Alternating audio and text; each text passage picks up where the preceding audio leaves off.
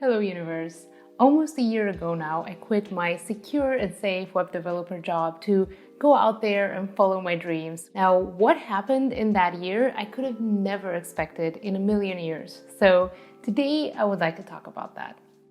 Let's begin with how I quit. I've known I wanted to be self-employed for the longest time, but I also knew that I needed a safety net and some skills that are practiced in the professional world out there before I could be self-employed. So I went to university for computer science. I worked part-time in computer science for 7 years. I saved up some money and that was my safety net. Of course, also acknowledging my family, my partner sharing my bills with me, all of the support that I've had is also my safety net. So I felt really good financially about being able to go out into self-employment. Now, purely practically, what is it that I worked on? What are the things that I created? I worked on things that I never could have expected to work on or anticipated when I was first starting out. The things I did expect was to be emotional and to struggle with keeping my own rigid routine, to force myself to work as much as possible because now I could work infinitely. And that did happen to varying degrees. But what also happened is that for the first time since being 7 years old, I had no one on the outside giving a direction to my life. So what I did was I opened myself up to the world of possibilities and I started listening, going into a conversation and somebody mentioning their business or their website and me saying, well, I'm a programmer, I'm a web developer, let me help you with that. And boom, you have some work to do. Or somebody mentioning a video that needs to be edited or that it needs to be shot, I could do that. Maybe there is a viewer that needs some help, some coaching, some assisting, a buddy to just help them through planning and organization and things like that. I could do that. I tried a lot of things that just came up in random conversations, and now I see anything every day as a possibility because it just happened so many times. In fact, the biggest job that I got, I was just walking in Berlin and I met this incredible writer that I'm a huge fan of, and we've been working the whole year together just because I decided to go into that signing and say a few words about myself. You never know. It was probably the best year of my life due to many things. Of course, this variety has been amazing. Working on different things, but consistently, has been really fitting to the kind of person that I am. I don't like to do the same thing every day. So it is nice to work on videos some days, work on programming some days, work on something else other days, and have the coaching in between.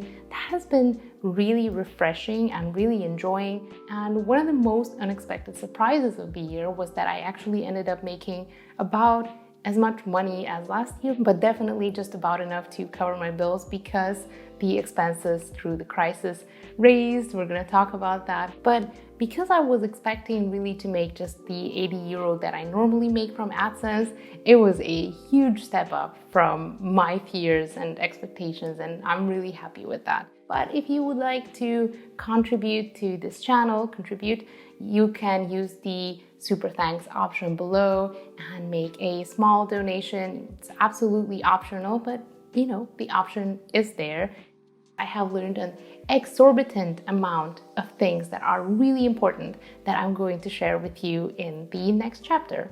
So first, let's recap some of the things we already mentioned. Like, all you really need in most cases is a safety net financially and maybe socially, a sense of direction of where you want to go, and the skills needed to start going in that direction.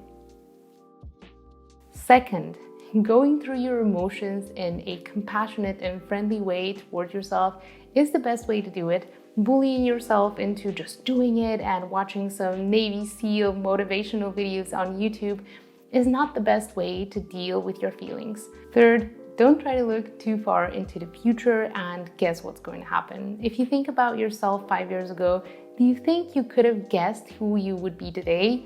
Once you are going in a direction, only look to the next hill you want to climb. When you are on top of that hill, you can decide where you want to climb next. But when you are on top, you also have a different view. So don't try to guess what the next step is. Let's say you were a content creator, but you just started and you're already worried about what brands you're going to work with. How about making that channel, building up a few videos first, learning about videography and all these things, climbing that hill, and then the sponsors will show up, and by then you will be a different person with new perspectives, and you can climb the next hill of the ones that you want to work with and finding out who they are. Fourth, there are opportunities out there for everyone. They just take different shapes and sizes, and you need to be open and flexible for them. But you are not a victim of your circumstances. You are not stuck where you are. Fifth, if you are waiting to be ready, stop, because you never will be. As I said, you can only see as far as the next hill. So whatever comes after, how can you be ready for that? You can work with that reality of, there is no way to prepare for things that I just don't know about, and then take uncertainty in your hand and move through it, because it is really the only way to go. No one is really ever fully ready for anything. Sixth, this is your one life, and if you so feel like you want to try self-employment, by all means try it. Burn through your savings and at least live with the knowledge that you believed in yourself enough to give it a shot. Maybe you didn't like it, maybe you want something different now, but you deserve to try. Seventh, it really helps to go to therapy to come to such healthy conclusions about life, and it will help you in everything that you do. Eighth is to appreciate the other side. And here I'm going to talk about some of the realities of self-employment. Sometimes it is lonely, sometimes it is stressful. If you're sick, you're just sick, and maybe you don't make any money that day. There's no holidays, there is no colleague you can ask if you have a problem. You are carrying all of the responsibility, and you are also carrying the emotional part of dealing with clients. It is all on your back. It is absolutely not an easy weight to carry.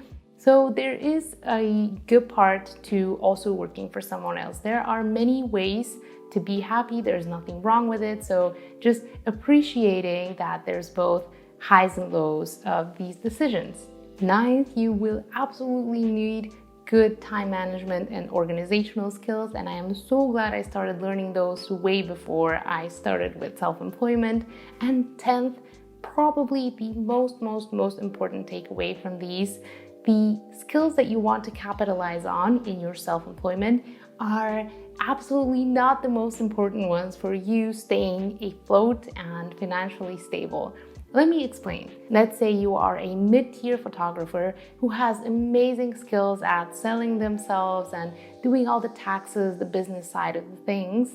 They will have enough money to stay afloat until they learn the skill of photography amazingly. But if you are a person who makes the best photos ever and you just cannot sell yourself, you cannot talk to clients, you can't find them, you don't know how to do your taxes, and you don't do them, first of all, that's kind of dangerous, but second of all, you will run out of money, even if you are the best photographer. So it's good to focus on those skills before you quit, or really start learning them fast after you quit. And of course, these are skills that I was really not great at. So I'm speaking from personal experience. The soft skills are the most important. So let's finish off with some words about the crisis. I'm glad that it happened after I quit, because maybe otherwise it would have scared me into not quitting, because it would have played into my fear of not being able to support myself and not being able to foretell the future. But really, this is always a possibility, and there is always the possibility of anything, both in the whole world and in your personal life. So it's more of learning to live with uncertainty and understanding yourself, being your own best friend, and less of, oh, this is happening, I feel paralyzed by fear. There is another way to go through things. And also, I learned that I can make choices out of desire and because I want to, rather than out of fear. And these are the choices that really make me happy in the long term. So do I feel like I made a mistake or I'm a failure? No. But if you want to see the first video that I made on this topic about quitting, you should definitely check it out. It had a bit of a different sentiment. And if you want to see a motivational video that I made, a little movie about following your dreams, I highly, highly recommend you click right here. Thank you so much for watching, and I'll see you soon.